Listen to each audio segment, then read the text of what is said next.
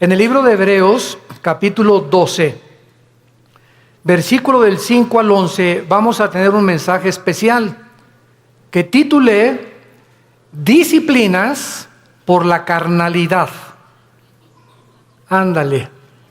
Disciplinas por andar de carnal o por la carnalidad, que es una palabra que se usa en 1 Corintios 3, cuando Pablo les llama a los corintios. Les hablé como a carnales y no, ¿verdad?, como a personas adultas en Cristo. Vamos a ver en este pasaje, versículos del 5 al 11.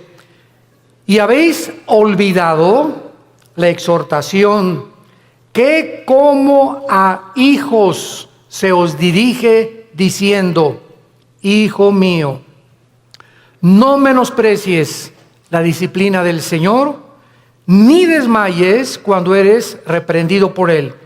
Porque el Señor al que ama disciplina y azota a todo el que recibe por hijo. Si soportas la disciplina, Dios te trata como a hijos. Porque ¿qué hijo es aquel a quien el Padre no disciplina?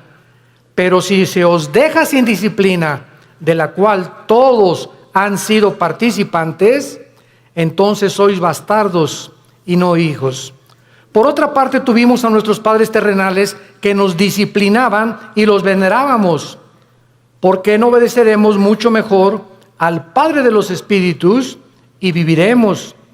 Y aquellos, ciertamente por pocos días, nos disciplinaban como a ellos les parecía, pero para lo que nos es provechoso, para que participemos de su santidad. Es verdad que ninguna disciplina al presente parece ser causa de gozo, sino de tristeza, pero después da fruto apacible de justicia a los que en ella han sido ejercitados. Este es uno de los pasajes más ilustrativos de la Biblia, de la forma como Dios trata a todos nosotros, a todos los que nos llamamos cristianos por su gracia y su misericordia. Desgraciadamente, muchos cristianos creen equivocadamente que puedes seguir viviendo una vida cristiana de negligencia espiritual, sin preocuparte por discipularte, ni estudiar seriamente la Biblia, ni tener diario devocionales, ni tampoco una vida consistente de oración. Sin embargo, muchas de estas personas que tratan de vivir esta vida, estos cristianos, ignoran, como por eso comienza diciendo que ya se les olvidó, la exhortación que vas a ser disciplinado si no vives de acuerdo a la forma como Dios ha diseñado para que vivas. Pero vamos a ver en este estudio en qué consiste esta disciplina. ¿Cuáles son las bendiciones tan grandes, tan enormes, que los cristianos se están perdiendo por vivir esa clase de vida? Y podemos preguntarnos también, ¿estos cristianos tendrán consecuencias después de la muerte? Porque tendrán consecuencias en esta vida y hay consecuencias después de la muerte también. O sea, que todos vamos a llegar al cielo y todos vamos a ser recompensados de la misma manera. ¿Qué cosa es lo que Dios usa como disciplina a los cristianos que le han querido abandonar? A los cristianos que le han dicho: Señor, en 3 meses nos vemos. Déjame irme de vacaciones y reventarme las vacaciones, etcétera, etcétera. Y después de la Navidad te vuelvo a ver. En enero tengo una cita contigo en la iglesia, Señor. El primer domingo comenzamos otra vez la vida cristiana. ¿Cuánto tiempo cree un cristiano o cristiana, desde luego, que puedes vivir sin que Dios haga algo para regresar otra vez a tener la comunión con Él? Vamos a ver todas estas respuestas en la Biblia y vamos a comenzar con la apostasía. La palabra apostasía, apistemi en el griego, significa salirse del camino, apartarse del camino o vulgarmente brincarse las trancas. O sea, la Biblia diseña a la iglesia como un corral donde Cristo es el pastor, nosotros las ovejas, Y cuando una oveja se quiere saltar del corral, pues ¿qué pasa, verdad? Pues es que yo quiero encontrar otros pastos, engañada de que fuera del corral hay mejores pastos o mejor vida, lo cual es completamente mentira, porque fuera del corral están los lobos esperando comerse las ovejas. Dice el cuento que había una ovejita que le llamaban la rebelde de Tlanepantla. Y esta ovejita se brincó una vez el corral y fue el pastor por ella y se la trajo cargando. Y se brincó 2 veces el corral y el pastor fue por ella. Y la tercera vez que esta ovejita de Tlanepantla se brincó el corral, entonces el pastor fue y le rompió una pata a propósito. Y le dijo: prefiero que aquí dentro del corral estés cojita y manquita a que te salgas y te vuelva a comer el lobo. Entonces muchas veces Dios tiene que recurrir, como lo vamos a ver, a disciplinas extremas, que son muy raras veces. Pero Dios prefiere 1000 veces, y Cristo lo dijo en Marcos con estas palabras: es mejor que entres al cielo cojo y ciego y manco, a que entres entero y te vayas al infierno. Veamos pues entonces que dentro de la apostasía hay 2 clases de apóstatas. Esto es muy importante. La Biblia nos advierte claramente que mientras más nos acerquemos al final de la segunda venida de Jesucristo, aumentará la tendencia a abandonar los principios cristianos. La presión del mundo sobre la iglesia, sobre tu vida y sobre mi vida, ejercerá dentro de ti por no estar lo suficientemente blindados, por no tener las suficientes convicciones firmes en nuestro corazón de lo que creemos, que vamos a ser seducidos por el mundo. En Mateo 24:12, Cristo dijo: por haberse multiplicado la maldad, como en el siglo XXI hemos llegado al último grado de maldad. ¿Saben ustedes cuál es el último grado de maldad? Llamarle a lo bueno malo y a lo malo bueno. Y cuando llegamos al punto donde reconocemos y legislamos las naciones, o más bien legislan las naciones los matrimonios entre los hombres y entre las mujeres, es el síntoma más grande que existe de descomposición social. ¿Por qué? Porque la familia es el fundamento de la sociedad. Es el núcleo y la fuerza de un país. Y cuando ya 2 hombres creen que pueden tener y hasta llegar al grado de adoptar hijos, porque ellos no pueden tenerlos desde luego, pero eso sí reconocen que las mujeres paren hijos, ¿verdad? Y no podemos nosotros, pero vamos a buscar quien no lo tenga por nosotros y lo vamos a adoptar. Entonces cuando llegamos a ese punto donde ya se está destruyendo psicológica, mental, emocional, sentimentalmente las vidas de los niños, que son los que dijo Cristo: el que haga tropezar a un niño, más le vale que se amarre una piedra aquí en el cuello de molino y se eche al río y se ahogue con la piedra. Porque dejad que los niños se acerquen a mí, porque de ellos es el reino de los cielos. Y cuando comenzamos a tener a los niños y meterlos a nuestra mugre y a nuestra manera de maldad en la que vivimos, arrastrándolos a ellos a que tengan solamente 2 papás o 2 mamás, sin papá y sin mamá, es cuando nosotros nos damos cuenta que se está ya desarrollando una sociedad que ha llegado al punto de desatar y acarrear los juicios de Dios. Entonces la Biblia nos muestra claramente que esta maldad iba a aumentar. En 2 Timoteo capítulo 3 dice: vendrán tiempos peligrosos. Y esta palabra peligrosos, alepos, en el griego significa feroces. Y solamente en todo el Nuevo Testamento se usa esta palabra alepos, que se tradujo en 2 Timoteo peligrosos, y en los evangelios se usa con los endemoniados. Cuando la Biblia describe al endemoniado gadareno, dice que era de aspecto feroz, o sea, alepos.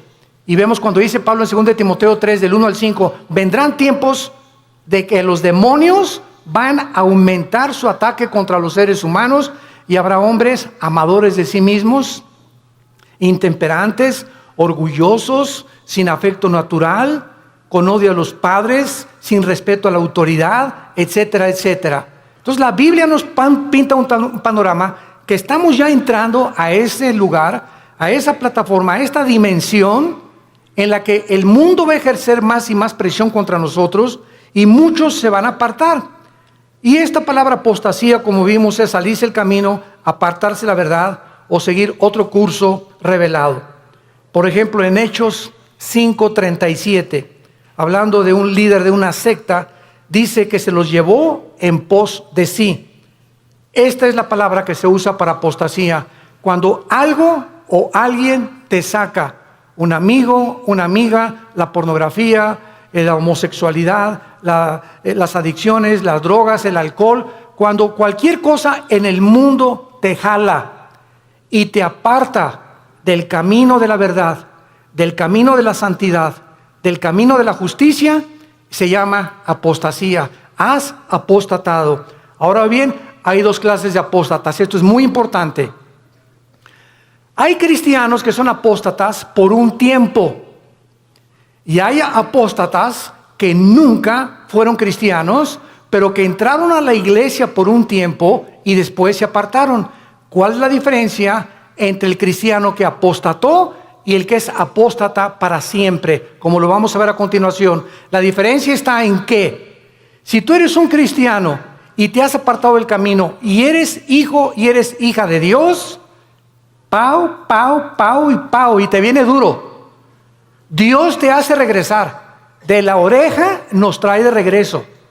Pero si eres una persona que jamás recibiste a Cristo, pero fuiste a los estudios bíblicos y fuiste a los desayunos y tal vez algún día dizque hiciste una decisión por Cristo, pero realmente tus convicciones no eran firmes ni profundas, te vas a apartar del Señor, pero la diferencia está en que tú nunca vas a regresar al camino. Entonces, el cristiano que se aparta, Dios lo regresa por las buenas y por las malas, y lo vamos a ver. A muchos Dios inclusive prefiere llevárselos a casa antes de que sigan lejos de Él. Entonces vamos a ver que hay cristianos que se mueren antes de que Dios termine su programa con sus vidas. Hay cristianos que se mueren antes de que acaben la misión que Dios les dio, porque solo Dios sabe que has llegado al colmo y no te vas a arrepentir, pero como eres hijo y la salvación no se puede perder, te lleva a casa antes de tiempo. Veamos en primer lugar algunos ejemplos de los apóstatas que nunca fueron salvos. Juan capítulo 13, el clásico ejemplo de Judas. Es increíble que yo he escuchado varias veces a muchas personas predicar o enseñar que Judas perdió la salvación por el amor de Dios. O sea, que fue salvo, pero que perdió la salvación. Vamos a ver qué dice la Biblia. En Juan capítulo 13, versículo 10 y 11. Ya Cristo está a punto de entrar a la cruz y al huerto de Getsemaní. Y les dice, el que está lavado no necesita lavarse, no necesita sino lavarse los pies, pues está todo limpio. Eso le estaba hablando a todos los apóstoles que eran salvos, que eran cristianos, como todos nosotros. El momento que recibes a Cristo, ¿quién nos lava? Dice la Biblia en Efesios 5 que es la palabra de Dios la que nos lava y la sangre de Cristo, ¿verdad? Y ahora, ya siendo cristianos, Dios nos da la responsabilidad de nosotros seguirnos lavando. O sea, si cometemos un pecado, la sangre de Cristo, que es tan fresca como cuando nos salvó Dios, nos limpia de todo pecado. Entonces, un cristiano tiene que estar continuamente metiéndose a la regadera, porque diario se nos pega la contaminación del mundo, lo que oyes en tu oficina, con tus amigos, en la escuela, en la universidad, chistes groseros, un programa grosero, desnudos en la televisión, desnudos en el cine. Todo eso entra a nuestra alma y nos ensucia, nos contamina. Y esta suciedad la tenemos que estar sacando para mantener no la salvación, la comunión con Dios. Ustedes están lavados, pero no necesitan sino lavarse, ¿verdad?, los pies. Y vosotros limpios estáis, aunque no todos. O sea, había alguien ahí dentro del grupo de Cristo que no había sido nunca lavado. Ustedes sí están lavados y ahora necesitan sola, pero hay alguien entre ustedes que no está lavado, porque sabía a quién le iba a entregar. Por eso dijo, no están limpios todos. Judas nunca fue limpiado de sus pecados, jamás. Versículo 18, no hablo de todos vosotros, yo sé a quienes he elegido, mas para que se cumpla la escritura, el que come pan conmigo levantó contra mí su calcañar. Capítulo 17 de San Juan. Nos brincamos al capítulo 17 y aquí ya Cristo lo aclara, tan transparente como la luz y el sol.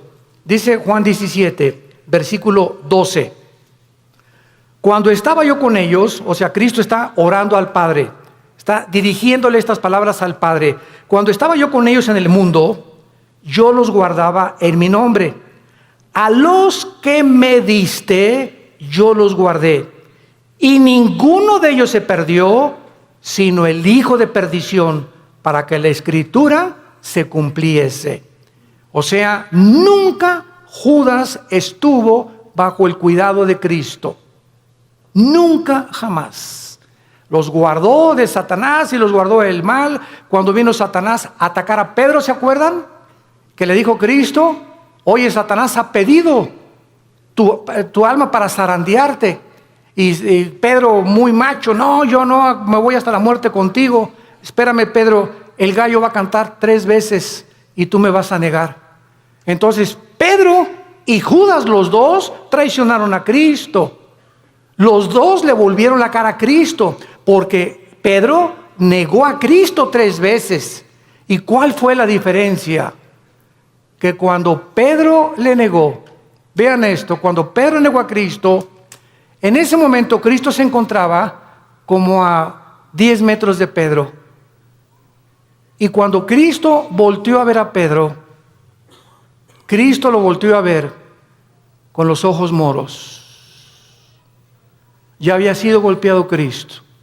Imagínense ustedes a Pedro, en el momento que canta el gallo, volver a Cristo, y Cristo con sus ojos moros, adolorido por los golpes que los soldados ya le habían dado, lo ve a Pedro diciéndole, ya ves, pero sabes una cosa, te sigo amando. ¿Y cuál fue la diferencia con Judas? Judas entregó a Cristo por 30 monedas de plata y sin embargo, cuando tuvo las monedas de plata, nunca creyó que Jesús era el Mesías, porque si hubiera creído, se hubiera arrepentido y le hubiera pedido perdón. ¿Qué hizo Judas? Agarró las 30 monedas de plata y las tiró. Y fue y se quitó la vida. Se suicidó. Se colgó de un árbol. Dice en Hechos capítulo 1 que se rompió, ¿verdad?, la rama del árbol y cayó de las piedras y todas se estripó completamente. Murió ahorcado y con todo el vientre abierto, comido por los gusanos. Así acabó Judas. Judas nunca, jamás fue salvado. Y en el capítulo 18, dice en el versículo 8 de Juan también, respondió Jesús, os he dicho que yo soy, pues si me buscáis a mí, dejad a ir estos, para que se cumpliese aquello que había dicho, de los que me diste, no perdí ninguno, más que como dijo anteriormente, el hijo de perdición. Ahora, el apóstol Pedro, seguimos estudiando las personas que nunca fueran salvas. Segunda de Pedro, capítulo 2. Aquí el apóstol Pedro claramente habla en el capítulo 2 y describe las características de todos los falsos profetas. De todos esos que pueden predicar y pueden ser hasta pastores, pueden ser predicadores, ¿verdad? Inclusive que no tienen la salvación y que jamás fueron salvos. Y dice en Pedro, versículo 21 y 22, describiendo ya todas sus características de estos falsos maestros y profetas que menciona en el versículo 1 y versículo 2, dice el versículo 21, segunda de Pedro 2, 21 y 22, porque mejor les hubiera no haber conocido el camino de la justicia. O sea, hay personas que conocían que Jesús era el Cristo, que Jesús murió por sus pecados por ellos, y conocían que Cristo era la verdad y que la Biblia era la verdad.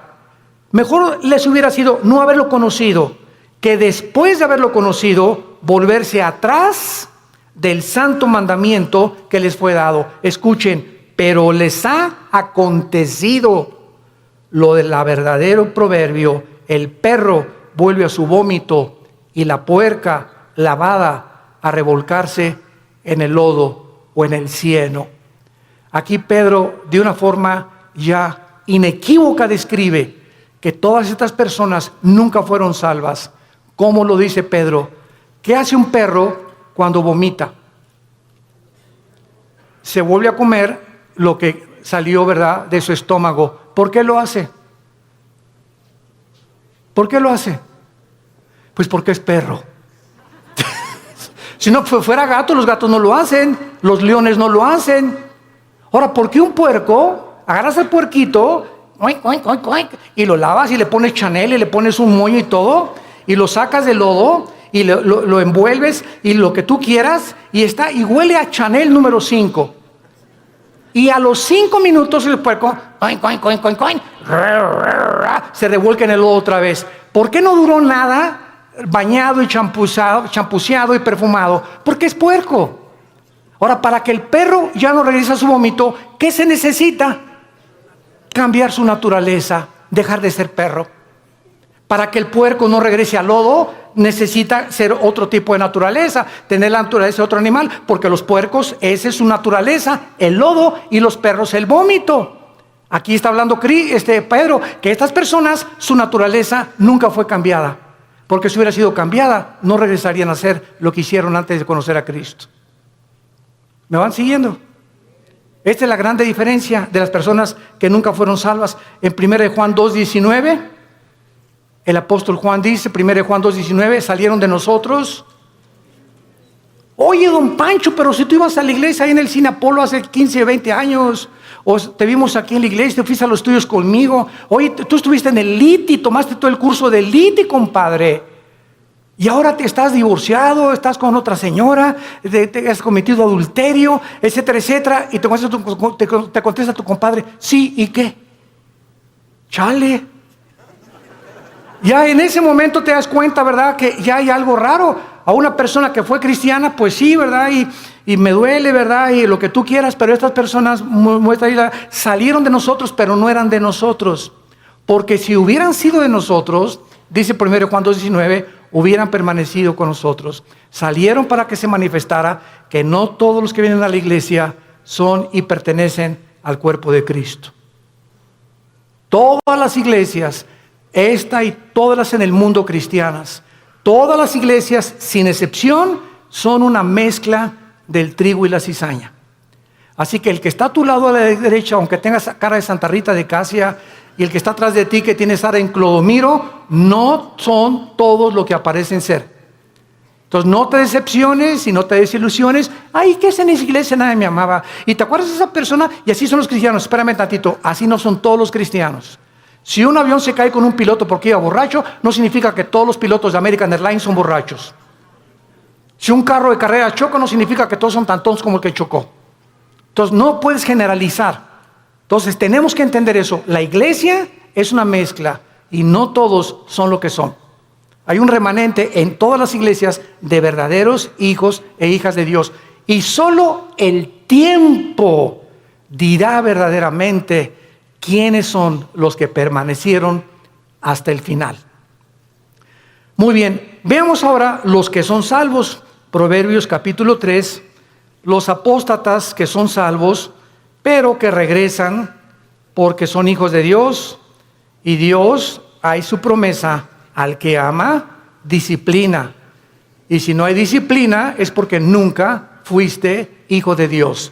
Por eso sigues haciendo lo que te da la gana. Porque si fueras hijo de Dios o hija de Dios, ¿desde cuándo Dios que ya te hubiera surtido? Y bien surtido. Pero sigues igual de hace 1 o 2 años, precisamente porque nunca has pertenecido a la familia de Dios. Dice en Proverbios 3, versículo 11 y 12, no menosprecies, hijo mío, le está hablando a sus hijos, el castigo de Jehová, ni te fatigues de su corrección, porque Jehová al que ama castiga, como al padre a quien quiere. Vamos a ver que en el Antiguo Testamento los castigos eran diferentes de los castigos del Nuevo Testamento. Y Dios trataba de una forma a los cristianos, porque no eran cristianos, ¿verdad? Cristiano significa lleno del Espíritu. A las personas que formaban parte del pacto abrámico y a los que no formaban parte del pacto abrámico davídico-palestino. Entonces era muy diferente, lo vamos a ver más adelante. Veamos ahora en Lucas 15, ¿se acuerdan del hijo pródigo? Bueno, dice la Biblia, un padre tenía 2 hijos, todo el mundo conoce esta historia del 11 en adelante. Y de repente uno de los hijos le dice, oye viejo, dame toda la herencia, échame mis centavitos que me pertenecen. En el Antiguo Oriente, un muchacho que hacía eso, quedaba desheredado. Porque era el peor pecado que pudiera hacer, dame el dinero. No era hasta que el padre se moría que podía dar la herencia. Pero este muchacho ya quería quemarse la herencia. Y le dice al padre, dame mi herencia. Y el padre respeta su libre albedrío. Respeta su decisión. Aquí está, hijo, tu herencia. Y el hijo se fue, como todos sabemos en la historia, y desperdició sus bienes y a las discos, en chavas, en por acá, en bailongos, etcétera, etcétera, y que el cha-cha-cha, y que el twist, y que por acá. Y entonces se acabó el dinero y comenzó a buscar trabajo y no encontró trabajo. Había ya deteriorado su salud y encontró trabajo alimentando puercos. Alimentando puercos. Y entonces fíjense ustedes, estando el hijo pródigo en la condición en la que se encontraba, alimentando puercos, de repente algo pasó en su vida. ¡Pum! Algo lo hizo despertar y ver la realidad de lo que él había hecho. Y no en todos, a muchos Dios los deja. Pero como era hijo, tuvo que despertar la realidad. Y entonces dijo, ¿cuántos hombres en la casa de mi padre que no son sus hijos? Yo era su hijo. Los obreros de mi padre tienen cama, tienen comida, buena comida. Y yo que soy hijo estoy alimentando puercos. Esto haré. Ahí está la conciencia que no todos tienen. ¿Por qué la tuvo él? Porque era hijo. Esto haré. Regresaré e iré con mi padre y le pediré perdón. Y le diré, padre, no vengo a nada. Vengo a que me hagas hasta atrás y no quiero ni siquiera que tener los privilegios que tienen tus hijos. Hazme como un obrero como todos los demás. Y el padre no estaba con un bate de béisbol esperándolo, ni con un garrote. El padre se retrata en la Biblia, en este pasaje, que siempre todos los días, con sus brazos abiertos, mirando al horizonte, siempre esperando y sabiendo que como era su hijo, tenía que regresar algún día. Y Dios sabe que nosotros, cuando nos alejamos de Él, siempre nos está esperando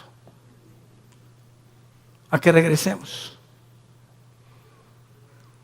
que le pidamos perdón, porque nos ama, está enamorado de nosotros. Dios está enamorado de nosotros. No te imaginas cuánto te ama Dios, que dio a su hijo. A su hijo lo dio por ti y por mí, para que tú y yo jamás nos alejemos ya de Él. Y cuando nos alejamos, Él prefiere 1000 veces dejarte cojo, manco, hacer algo para que regreses, porque eres su hijo. Y nunca, nunca, nunca nadie nos podrá separar de Él. Nadie, porque somos sus hijos. Y el padre gritó, traigan el mejor becerro y vamos a hacer una fiesta, y traigan un anillo y pónganselo en el dedo, y traigan las mejores ropas, que significa la justicia de Cristo. Y entonces, ¿por qué el hijo regresó? Porque nunca perdió su calidad de hijo, nunca. Y este es un ejemplo clásico de una persona que es hijo, se aleja de Dios, pero regresa a Dios, porque somos hijos, tenemos que regresar. Tarde o temprano nos convence Dios para regresar con Él. Y si no nos regresamos, y si lo que nos hace Dios para regresarnos no nos sirve, nos prefiere llevar a casa, antes de que el camino sea blasfemado por tu culpa o por mi culpa. Veamos otro ejemplo en 1 Corintios 5, vamos al Nuevo Testamento. 1 Corintios 5. Aquí está un caso tremendo de un muchacho que pues no era como nosotros, ¿verdad? Nosotros tenemos la Biblia completa. La iglesia de Corinto era la iglesia más carnal de todas las iglesias del Nuevo Testamento, pero eso sí, tenían todos los dones, pero eran carnales. Dice 1 Corintios 5, de cierto se oye, dice Pablo escribiéndoles, que hay entre ustedes fornicación. O sea, me han llegado noticias de que en la iglesia hay inmoralidad. Y tal inmoralidad o tal fornicación, cual ni aún se nombra entre los gentiles, o sea, ni en las personas del mundo, tanto que alguno tiene la mujer de su padre. O sea, había un miembro en la iglesia de Corinto que estaba teniendo relaciones con su madrastra, con la mujer de su papá. Y dice Pablo, y ustedes, les habla a los líderes, están envanecidos. ¿No debieran más bien haberse lamentado para que fuera quitado de en medio de vosotros el que cometió tal acción? O sea, Pablo dice, oigan, ¿por qué no han reaccionado? Ustedes están conscientes que este muchacho está teniendo relaciones con su madrastra y lo dejan seguir asistiendo a la iglesia. ¿Y qué lo debemos de correr? Pues traerlo para enfrente, ¿verdad? Y enfrentarlo con su situación. Ahora tenemos la Biblia y nos damos cuenta que los líderes, cuando sabemos que alguien viene pecado, la iglesia es un hospital y te vamos a ayudar. Pero cuando sabemos que alguien insiste y sabemos que alguien, por ejemplo, si una señora me dice, mi esposo tiene ya 6 meses que es adúltero, hermano, pastor, y ya hablamos nosotros con el esposo, los pastores, y ya le dijimos, mira, estás viviendo en pecado, y sabemos que sigue en adulterio, la disciplina de Dios es decirle a esa persona, tú no puedes entrar a la iglesia, porque puedes entrar porque es un hospital, si colaboras con el doctor para que te cure. Pero ¿de qué te sirve ir al hospital? A que te pongan benditas y que te pongan curitas, y saliendo del hospital te las arrancas y te las quitas. Y regresas con el doctor, oiga, ya le he puesto 3 curitas, pues es que no me gustan, entonces ¿para qué vienes conmigo? Si no quieres que te cure, ¿para qué vienes al hospital? Y así es la iglesia, un hospital de almas enfermas que necesitan sanidad de Dios.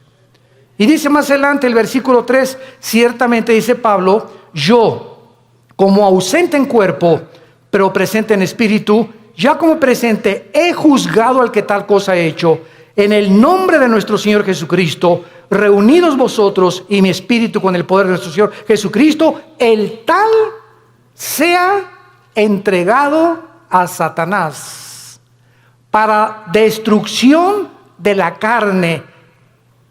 Vean ustedes con mucha atención lo que sigue, a fin de que el espíritu sea salvo en el día de Cristo o en el día del Señor. ¿Qué estaba diciendo Pablo? Que cuando una persona es disciplinada por los pastores en la iglesia y es sacada de la iglesia al mundo, lo sacas del corral.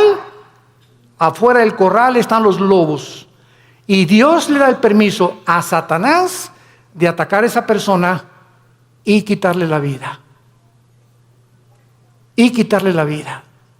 Pero el espíritu es salvo porque era hijo de Dios. A fin de que el espíritu sea salvo. Aquí está un muchacho que iba a morir en pecado, pero como la salvación no se pierde, se va al cielo antes de tiempo. ¿Por qué? Porque la salvación que nos ha dado es por gracia. Para que nosotros seamos salvos y entendamos esto, no puede haber ninguna obra buena antes de la salvación, ni ninguna obra buena después de la salvación, para que nosotros seamos mantenidos siendo salvos. Cuando alguien me dice que la salvación se puede perder, les digo, bueno, es que tú no has entendido el pacto de Dios. Antes de Cristo, ¿cómo fuiste salvado? ¿Qué hiciste para ser salvo? Nada, no hizo nada. ¿Y Dios te salvó? Bueno, ya eres salvo. Y ahora me dices que ahora me tengo que hacer buenas obras para mantener mi salvación. No, de ninguna manera. Si hay alguna sola obra que tú hagas para decir que esas obras están manteniendo en el camino de la salvación, entonces ya estás atrayendo mérito sobre tu vida y le robas la gloria a Dios. Las buenas obras que hacemos después de que somos salvos no son para mantener la salvación, son como el fruto de nuestra santificación. Efesios 2:10, porque para buenas obras hemos sido llamados, las cuales preparó Dios de antemano para que anduviéramos en ellas. Entonces las buenas obras que yo hago después de Jesucristo implican y dan testimonio que soy hijo de Dios, pero no hago buenas obras ni me porto bien para decirme: Señor, ya pequé, ya perdí la salvación, ya perdí el nuevo nacimiento, mañana nazco de nuevo, ¿verdad? O ya pequé, el Espíritu Santo ya me selló, pero ya se fue porque ya perdí la salvación, pero el año que entra que regrese a ti me vuelves a sellar, ¿verdad? Imagínense ustedes este estado tan absurdo espiritual de una persona. Entonces, si pierdes la salvación, ya no vuelves a ser renacido de nuevo, ya regresaste a la eternidad, otra vez al estado en que te encuentras. ¿Puede un bebé que nazca regresar al vientre de su madre otra vez? Imagínate: no me gusta aquí afuera, mejor me regreso adentro. Y el bebé lo meten dentro de la panza de la mamá, ¿verdad? De la matriz de la mamá. Es absurdo, es exactamente la salvación. Veamos otro ejemplo en Santiago capítulo 5, de personas que son cristianas, pero pecaron, pero están en peligro muy grave de ser disciplinados por Dios. Santiago 5, versículo 19 y 20. Hermanos, ¿a quién le está hablando? A hermanos, a cristianos. Si alguno entre vosotros, o sea, entre los hermanos, se ha extraviado, o sea, se ha salido del camino, o ha apostatado de la verdad, y alguno le hace volver, sepa que el que haga volver al pecador del error de su camino, salvará ¿de qué? De muerte un alma, y cubrirá multitud de pecados. Esto es lo que vamos a ver en 1 Juan 5, lo vamos a ver. Esto es lo que se llama el pecado de muerte de un cristiano. Si tú ves que tu hermana o tu hermano anda por ahí afuera y nadie sabe más que es cristiano, pero tú vas: oye Jorge, ya no sigas así, hombre, ya no te la sigas tronando, ya no sigas acostándote con tu novia, Dios te va a disciplinar. Y si tú convences a esa persona de que regrese al pecado, lo estás salvando, porque si ese que tú vas a exhortar sigue ese camino, Dios no tarda en llevárselo a casa antes de tiempo, o que le venga algo serio en su vida para que lo haga recapacitar y regresar a Dios, o llevárselo a casa antes de tiempo.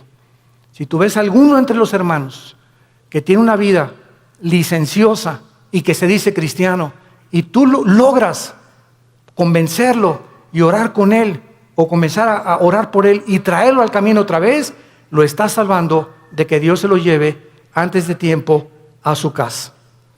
Ahora veamos otro ejemplo también de estas personas en 1 Juan capítulo 5. Antes del Apocalipsis está 1 Juan, y dice así: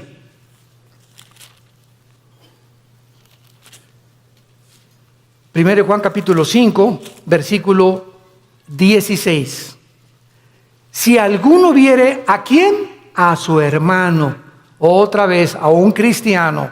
Si alguno viere a su hermano cometer pecado que no sea de muerte, pedirá a Dios y le dará vida. Esto es, para los que cometen pecado que no sea de muerte. Hay pecado de muerte por el cual yo pido que no se pida, o por el cual yo digo que no se pida. Vean ustedes la diferencia.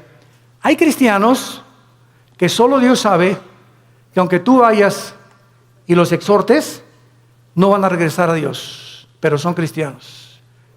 Están tan endurecidos y tan aferrados al adulterio, o a esto, o a la fornicación, o a aquello, que solo Dios sabe, que porque solamente Dios conoce el corazón, que no van a regresar. Y entonces hay muchas personas que Dios sabe que no van a regresar, y ya no les pone a los demás hermanos orar por él. Así que mientras tú tengas ganas de orar por alguien, significa que ese pecado no es de muerte todavía. Pero cuando ya no sientes orar por nadie, o por esas personas que andan en pecado, y tú ya tienes 1 mes o 2 meses que no oras por ellos, es porque el Espíritu Santo ya no te los ha puesto, porque ya no tarda Dios en llevárselos a casa. Esas son las personas que son salvas, pero que han cometido el pecado de muerte. Ahora veamos algunas causas espirituales por las cuales los cristianos se apartan de Dios. He apartado 4 principales razones. La primera es la persecución. Juan capítulo 15, 18 al 19. Si el mundo los aborrece, sepan, nos está hablando los hijos de Dios, que el mundo me aborreció a mí. Si tú eres cristiano y regresas a tu casa y ya con el pastor, ay pastor, pues desde que me convertí, ya mis padres no me quieren y en la escuela se hacen burla de mí, bla, bla, bla, etcétera, etcétera. Pues, ¿qué creías entonces?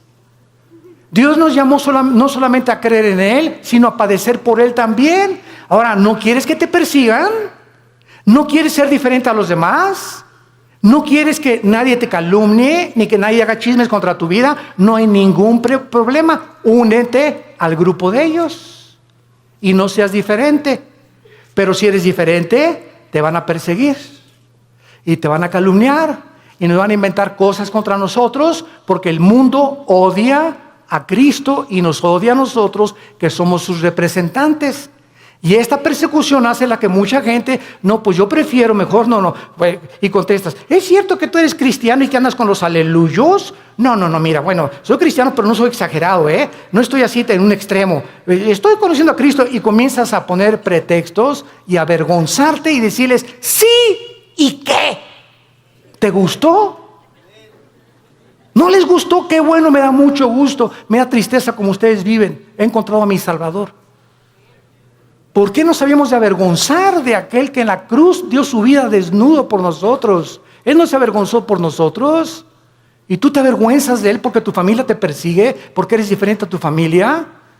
Entonces, esta persecución hace que muchos se alejen del Señor. Número 2, la negligencia de la palabra de Dios. Hebreos capítulo 2.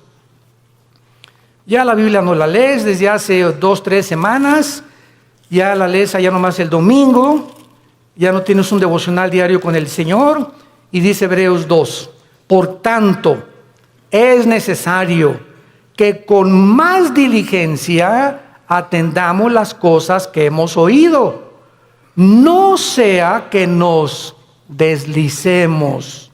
Porque si la palabra dicha por medio de los ángeles fue firme, y toda transgresión y desobediencia recibió justa retribución, ¿cómo escaparemos nosotros si descuidamos una salvación tan grande, la cual, habiendo sido anunciada primeramente por el Señor, nos fue confirmada por los que lo oyeron? Esta frase, ¿cómo escaparemos nosotros si descuidamos la salvación? Muchos la han atribuido a que si se pierde la salvación, nos está hablando Dios, ¿cómo escaparemos de su disciplina? Lee también Hebreos 12. Al que ama, Dios disciplina, y si no hay disciplina no eres hijo, eres bastardo.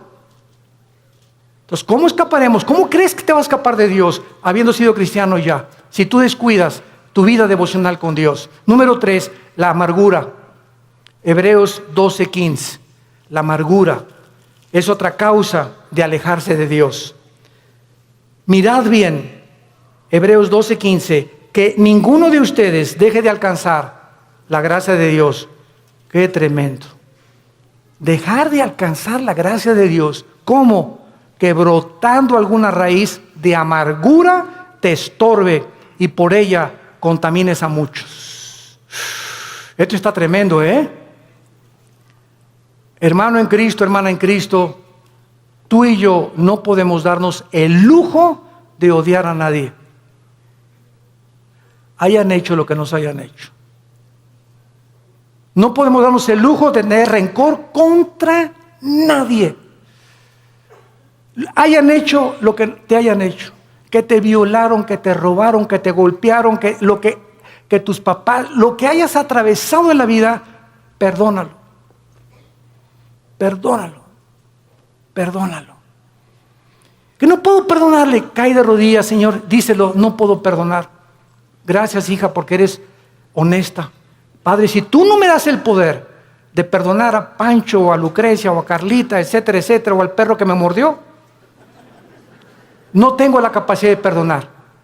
Pero si tú eres cristiano y estás en tu corazón en este momento que me escuchas, tienes algo contra alguien que te ha lastimado en el pasado, ten mucho cuidado, porque el rencor se vuelve en amargura. Y cuando un cristiano está amargado, cierra el cielo cierra el cielo. ¿Qué es la gracia? No es la gracia santificante, no es la gracia salvífica, está hablando de la gracia santificante. ¿Qué es la gracia? Diario el cristiano necesita poder de Dios, diario necesito el poder de Dios al venir a su palabra para que me dé el poder de vivir para Él. Porque separado de Él yo no puedo hacer nada. Entonces la amargura me bloquea la gracia de Dios y me quedo sin poder. Me quedo en mi propio poder, en mi propia carne, porque algo está bloqueando que Dios me ayude y me saque del pozo de la desesperación, de la red en que he caído, de la trampa que te pusieron. ¿Qué cosa es? La amargura. Es el más grande veneno en la vida de un cristiano. Y número 4, el amor al dinero.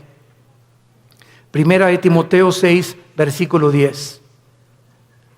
Porque raíz de todos los males no es el dinero, es el amor al dinero.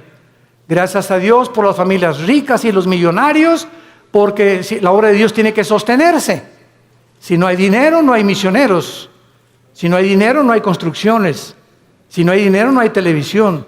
Si no hay dinero, no hay viajes. El dinero no es malo. El malo es amar lo que tú tienes. Cuando tú amas más lo que tú tienes que la obra de Dios, te va a hacer que te alejes de Dios. Dijo Cristo en Marcos, hablando de la parábola del sembrador, pero muchos, el afán del mundo y de las riquezas, entran y ahogan la palabra y nunca das fruto. Estas son las razones por las cuales tú puedes alejarte de Dios. Ahora veamos rápidamente en 2 Samuel 7 las consecuencias que sufrieron en el Antiguo Testamento los que eran y pertenecían al pueblo de Dios. O sea, los que tenían garantizada ya la salvación. De forma diferente a la de nosotros, porque no tenían el bautismo del Espíritu Santo, pero la forma en que eran de Dios. 2 Samuel capítulo 7. Veamos la disciplina de Salomón. La Biblia menciona 3 consecuencias principales del pecado en un cristiano. Número 1, la disciplina. 2, la muerte, que ya lo vimos. Y 3, la pérdida de recompensas en la otra vida. En otras palabras, si tú te mueres siendo cristiano en pecado, o en un pecado, porque pues ¿quién se va a morir sin pecado, verdad? El único sin pecado ha sido Jesucristo. Si yo me muero, estás ahí en el hospital y ya te da el síntoma, y una enfermera guapa y le haces, ¿qué tal, enfermerita? Ya le echaste ojitos, ¿verdad? Y ¡pum! Te mueres. Te llevaste ese pensamiento al otro laredo, ¿verdad? O sea, no moriste santito, sin haber roto un plato. O haz de cuenta que también estás en el hospital ahorita, o sales a la carretera y chocas ahí en la carretera, y la mañana te peleaste con tu esposa, te moriste en pecado. ¿No es cierto? ¿Y vas a perder la salvación? No lo vamos a perder. Pero en la otra vida perdemos las recompensas. Que no se imaginan qué grandes recompensas hay, porque no todos los cristianos en la otra vida vamos a gobernar con Cristo. Solo los vencedores. Y lo vamos a ver más adelante para terminar. En 2 Samuel 7, 14 y 15, se le está dando las instrucciones a David y le dice, yo le seré el padre y él me será mi hijo. Si hiciere mal, o sea, si se aparta de mí, le castigaré con vara de hombres y con azotes de hijos de hombres, pero mi misericordia no se apartará de él, como la aparté de Saúl, al cual quité delante de ti. ¿Cuál fue la diferencia entre la descendencia de David y el rey Saúl? ¿Cuál fue la diferencia entre Pedro y entre Judas? En que aunque nosotros nos portemos mal y aunque nosotros intentemos alejarnos de Dios, si somos hijos e hijas de Dios, su misericordia es más alta que los cielos.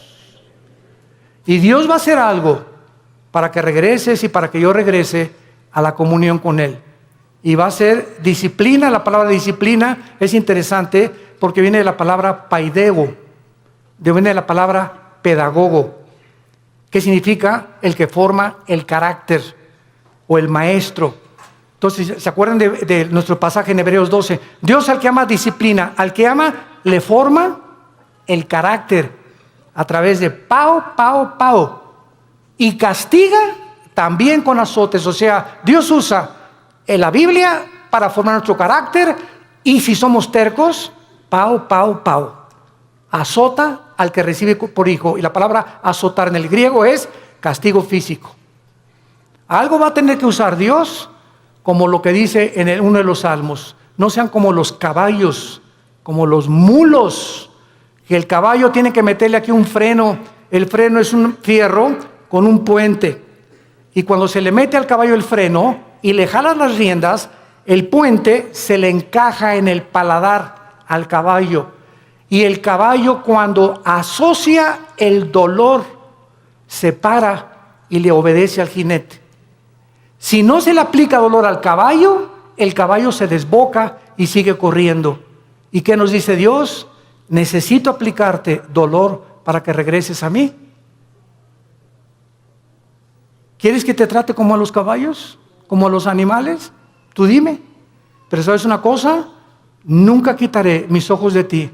Te haré entender, por las buenas o por las malas, el camino en que debes andar. Sobre ti pondré mis ojos. Salmo 32. Y vemos finalmente en la vida de David, en 2 de Samuel, capítulo 12.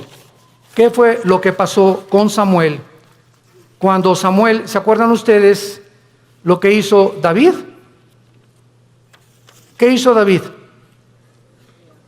¿Perdón? Pecó, mató a un soldado para quedarse con su esposa, el angelito.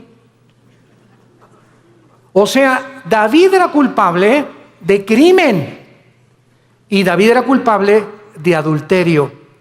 Y se le llama, Dios mío santo, Jesús, María y José y el burrito que los acompaña.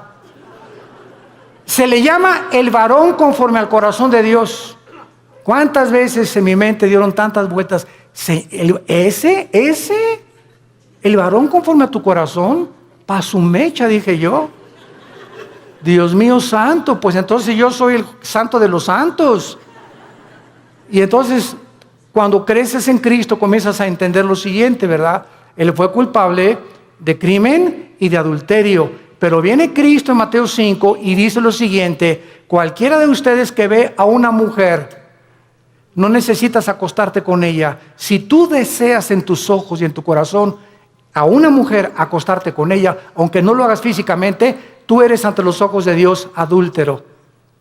Ahora, nadie aquí puede decir que nunca ha visto a una mujer para desear estar con ella. No me digas porque ni San Jacobo lo pudo hacer. No seas mustio. Todos en alguna época de nuestra vida le hemos fallado a Dios. Y el que no le ha fallado a Dios, que levante la mano. Porque te llamaría el querubín de Tlanepantla.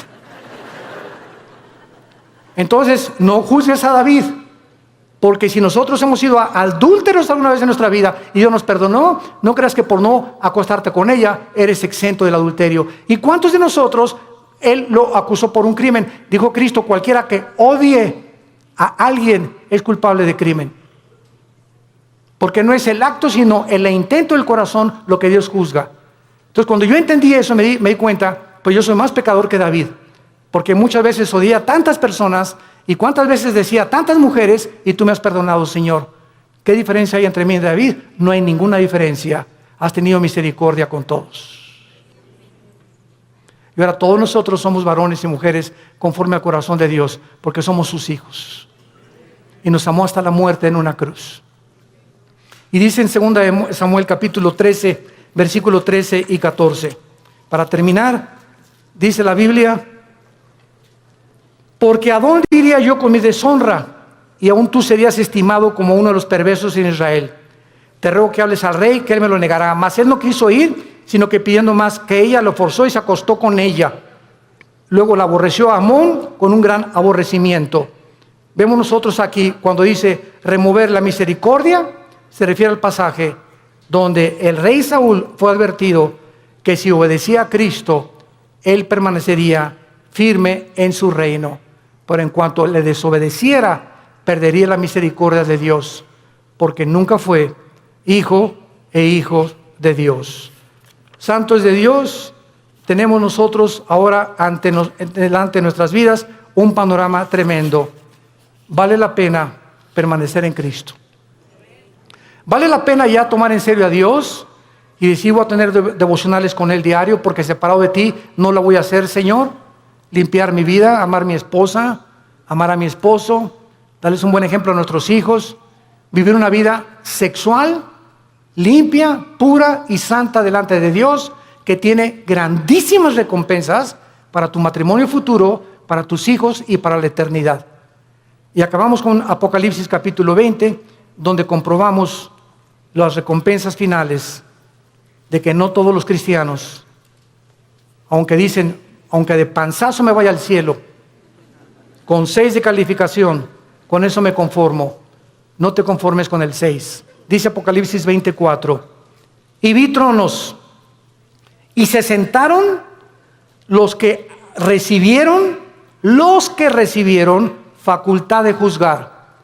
Y vi las almas de los decapitados por causa del testimonio de Jesucristo y por la palabra de Dios, los que no habían adorado a la bestia ni a su imagen, y que no recibieron la marca en sus frentes ni en sus manos, y vivieron y reinaron con Cristo 1000 años. Vi tronos y se sentaron solamente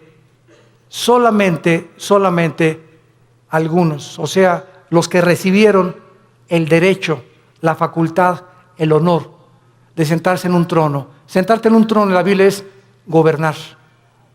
Y Cristo dijo en Apocalipsis 2, el que venciera al final se sentará como yo me senté con el Padre en el trono, tú te sentarás conmigo a gobernar también. O sea que en la otra vida va a haber reyes y príncipes y soldados rasos, cristianos que nunca quisieron pasar al siguiente nivel de santidad ni de crecimiento en la gracia de Dios. ¿Qué escoges tú en esta tarde para vivir en tu vida cristiana? Dios al que ama disciplina y azota al que recibe por hijo. No juegues con Dios. No juegues con Dios, porque Dios es un Dios santo, santo, santo. Gracias por tu palabra, Señor, en esta tarde, por el amor tan eterno e infinito que has derramado en nuestras vidas por ti, al mostrarnos que la vida de tu Hijo fue el precio que pagaste para que nunca dudáramos de cuánto nos amas, porque eres un Dios bueno. Cuán grande es la bondad de Dios que Él ha guardado para los que le aman y guardan sus mandamientos. Confié en el Señor y Él me ayudó y me libró de mis angustias y me puso sobre la roca y de la vergüenza de mis enemigos y de la vergüenza y el oprobio de mis perseguidores. Diré yo a Jehová, esperanza mía, castillo mío, mi Dios, en quien confiaré. Castillo mío, mi roca. Torre fuerte es el nombre de Jehová. A él correrá el justo y seremos levantados. Dios en esta tarde te está hablando, tú que has alejado tu camino de Él. Ustedes que nos ven por la televisión y por los medios de las redes sociales, si tú has escuchado este mensaje y sabes que Dios te está diciendo, regresa mi hijo mío, regresa hija mía, te estoy esperando desde hace muchos meses o años. Y si estás oyendo mi voz es porque eres mi hijo y porque eres mi hija, y tus lágrimas que yo veo me dan evidencia de tu arrepentimiento. Ven a mí, te estoy esperando, no para castigarte ya, sino para vestirte con mi justicia, para que celebremos juntos la fiesta otra vez, para devolverte el gozo de la salvación y para que sigas caminando en mi mano y jamás te apartes de mí, porque ciertamente el bien y la misericordia te seguirán todos los días de tu vida, y algún día estarás conmigo en casa dándome las gracias de todo lo que hice por ti y del amor eterno con que te he amado. Ven a mí, arrepiéntete de tus pecados y entrégale tu vida a Jesucristo y dile: Señor, perdóname haberme alejado de ti. Regreso a ti con todo mi corazón y con todas las fuerzas de mi alma. Gracias por haberme hablado esta mañana y haberme dicho que no puedo vivir así ya, que el pecado, la paga del pecado es la muerte, y que el que esconde sus pecados no prosperará.